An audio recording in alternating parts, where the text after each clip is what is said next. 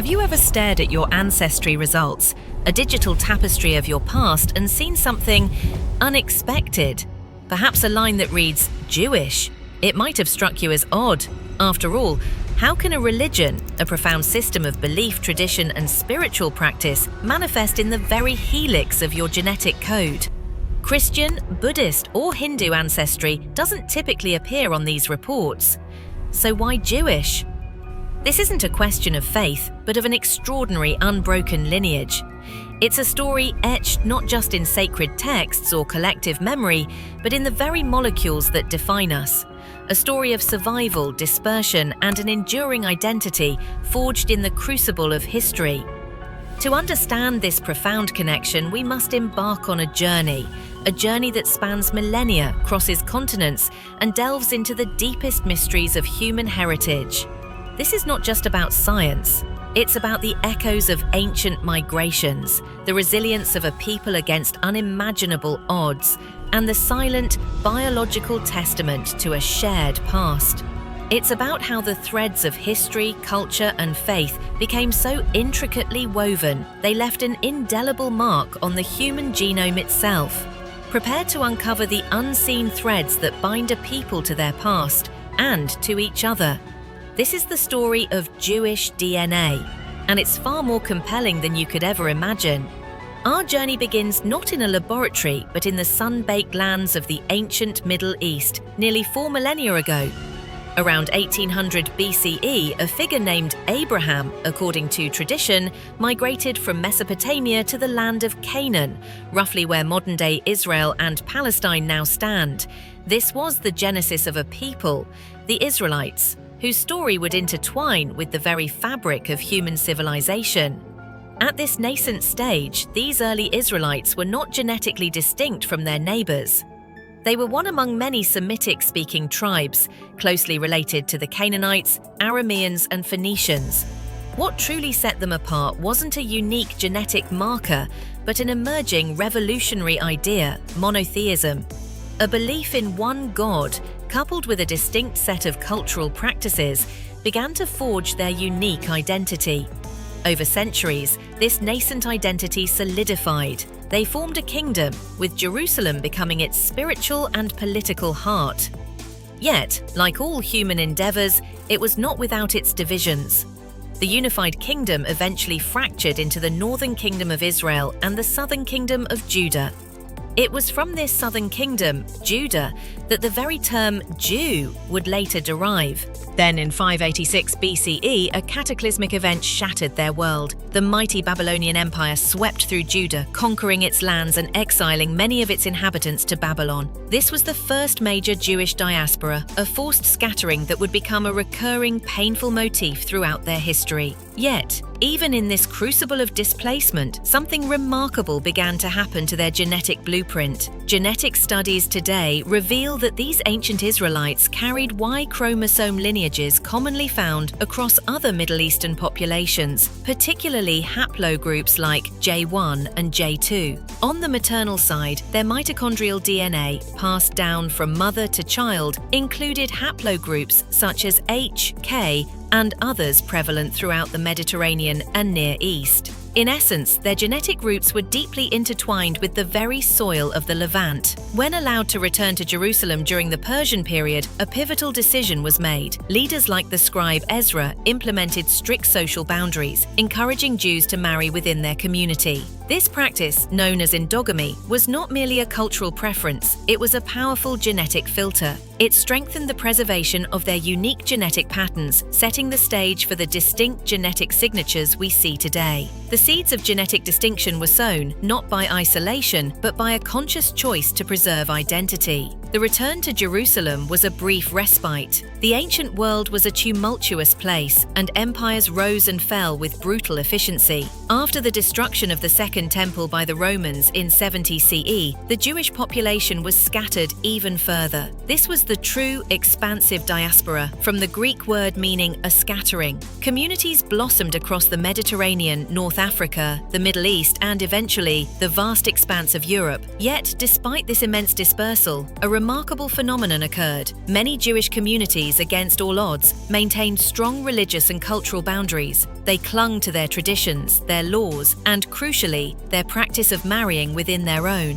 While exceptions existed, converts joined and intermarriage occasionally occurred. For the most part, these groups remained socially isolated. This wasn't always by choice. Often it was enforced by the societies they lived in. But this isolation, whether voluntary or imposed, gradually reinforced their genetic cohesion, allowing distinct branches of Judaism to develop, each with its own unique history, culture, and, as we now know, genetic signature. Today, we recognize three main branches, each a testament to a different journey through time and geography: the Mizrahi, the Sephardic, and the Ashkenazi Jews. Let's begin with the Mizrahi Jews, those who lived continuously in the Middle East and North Africa.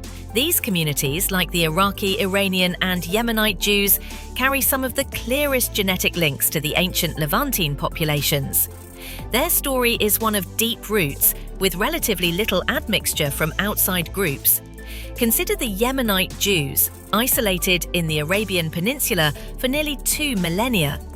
Their genetic makeup is primarily Middle Eastern, with some contributions from surrounding Arabian groups, yet they maintain key genetic markers shared with other Jewish populations, a clear echo of their common ancestral origin.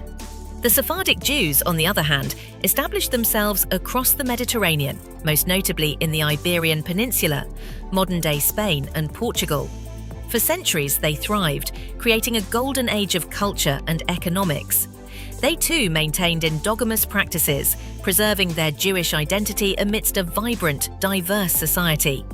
Genetically, Sephardic Jews retain a strong Middle Eastern core, but their DNA also carries signatures from North African Berbers and other Mediterranean peoples. This blend reflects the rich tapestry of environments in which they lived. When expelled from Spain in 1492, a pivotal moment in Jewish history, the Sephardic diaspora spread their unique genetic blend throughout North Africa, the vast Ottoman Empire, Italy, and the Netherlands, carrying their heritage and their genes to new shores. And then there are the Ashkenazi Jews, perhaps the most genetically studied and in many ways the most enigmatic of all. This group emerged in Northern Europe, particularly the Rhine Valley of modern-day France and Germany, around 900 to 1000 CE, before expanding dramatically into Eastern Europe. Their genetic story is a powerful testament to two critical concepts: founder effects and population bottlenecks. Imagine a vast, diverse forest. A founder effect is like a handful of seeds, representing a tiny fraction of that forest's genetic diversity, being carried to a new, isolated patch of land to start a new grove. The new grove will only ever possess the genetic information contained within those initial few seeds. A population bottleneck, on the other hand, is when that thriving grove suddenly shrinks dramatically, perhaps due to a devastating fire, a prolonged drought, or, in human terms, persecution, disease, or forced migration. Only a small number survive, and the genetic variability of the entire population is drastically reduced, even if it later recovers in size. Ashkenazi Jews experienced both repeatedly throughout their tumultuous history. Jewish ancestry is a story written not only in tradition but in DNA. Tracing paternal lines through the Y chromosome reveals continuity with Jewish and Middle Eastern groups, while maternal DNA shows something unexpected. Many Ashkenazi maternal lineages likely came from European women who joined the community through conversion. This reflects how Jewish identity adapted across time, ancient men marrying local women who embraced Judaism, weaving new threads into the community. But history shaped genetics in harsher ways too. Centuries of persecution, the Crusades, the Black Death, expulsions, and pogroms acted as brutal genetic filters, leaving only small survivor groups. Out of tragedy, a resilient people endured.